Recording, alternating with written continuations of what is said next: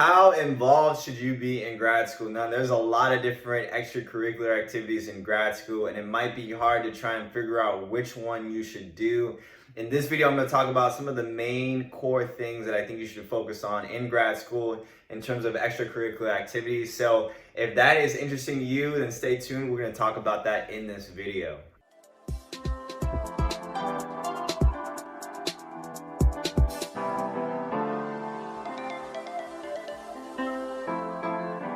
What's up, fam? Welcome to the channel. If you are new to this channel, my name is Phil Sarpong. This is Phil's Guide to PsyD. This channel is dedicated to all things clinical psychology. If you are interested in psychology, if you care about self-care, or if you want a little bit of a sneak preview into what grad school might look like for you, then this is the channel for you. So the first thing I'm going to talk about is being a research assistant.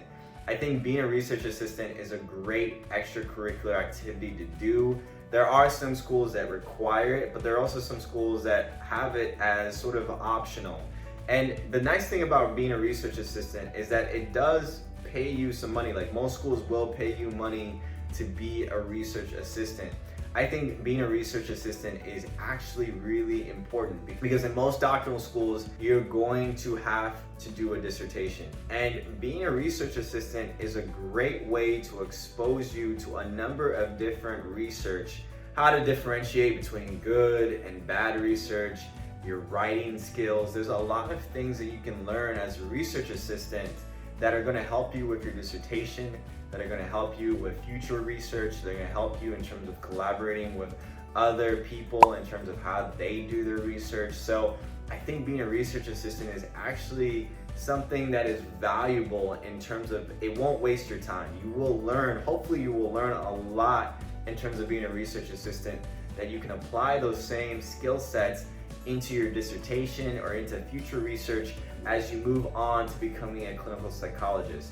The next thing is similar, and that's being a TA. And you might be going into grading papers, you might be helping students go through different assignments, you might be helping them with different presentations. Basically, you are helping the faculty member conduct this course. And again, being a TA is helpful because it could pay potentially pretty well in terms of the time that you put into it. The next thing that I really like about being a TA is that it gives you a grasp of honestly how to really hone in on your communication skills. Because not only are you communicating with your faculty member, you're communicating to students.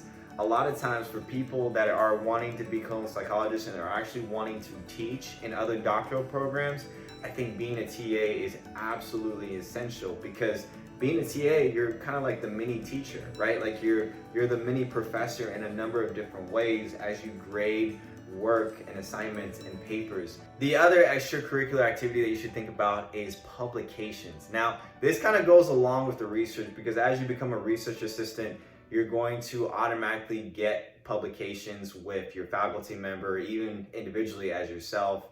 But I think publications is really important because publications also involves posters. Making posters and going to conferences and doing your research and presenting your research to other professional members of the field. Again, this goes all along with your dissertation work, this goes along with teaching, this goes along with communicating. I think publications is great too, because it's going to help you to be very competitive as you apply for an internship. So you notice that a number of these topics I've picked because not only are they helping you sort of as a doctoral student, but they're going to help you professionally, and they're also going to help you get a really good internship because you're really kind of boosting up your resume.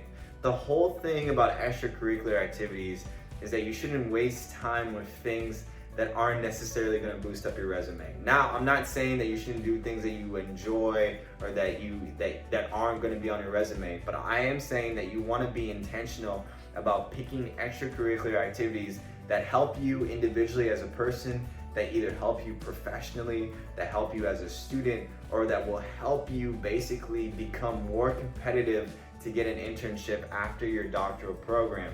So those are the three things that I would think about. I would think about being a research assistant, being a teacher's assistant, and really focusing on publications and posters to really boost up your resume for those internships. Now, there are some other things. Obviously, there's a number of different things that you can do. You can go into student government, you can go into student council, you can become a mentor. There's a number of different things that I could have talked about in this video, but again, I really wanted to focus on things that individually I think will help students as well as professionally will help them. If you guys have any questions, definitely put it down in the comment section below.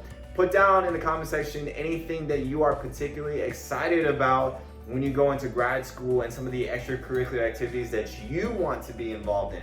I didn't mention things about diversity. I didn't even mention things about community service. There really is a ton of things that you can do.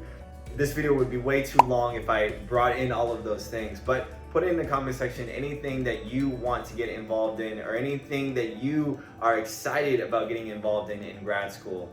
Like this video, guys. If you haven't already, subscribe to the channel, and I will see you guys in the next video.